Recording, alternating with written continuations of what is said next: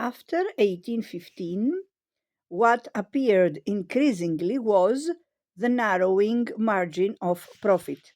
In the first place, industrial revolution and competition brought about a constant and dramatic fall in the price of the finished article, but not in several of the costs of production.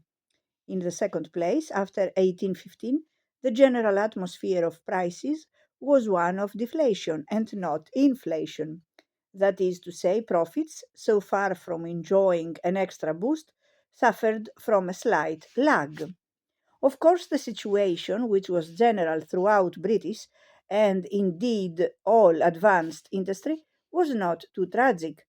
Profits are still sufficient, wrote the champion and historian of cotton in 1835 in extreme understatement, to allow of a great accumulation of capital in the manufacture. As the total sales soared upwards, so did the total of profits, even at their diminishing rate. Nevertheless, it seemed that the shrinking of profit margins had to be arrested or at least slowed down.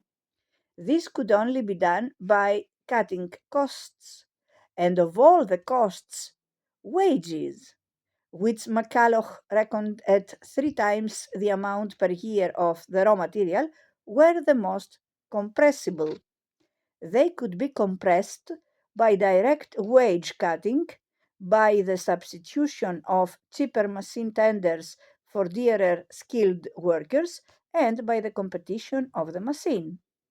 This last reduced the average weekly wage of the hand loom weaver in Bolton from 33 shillings in 1795 to 14 shillings in 1815. And indeed, money wages fell steadily in the post Napoleonic period. But there was a physiological limit to such reductions, unless the laborers were actually to starve, as of course the 500,000 handloom weavers did.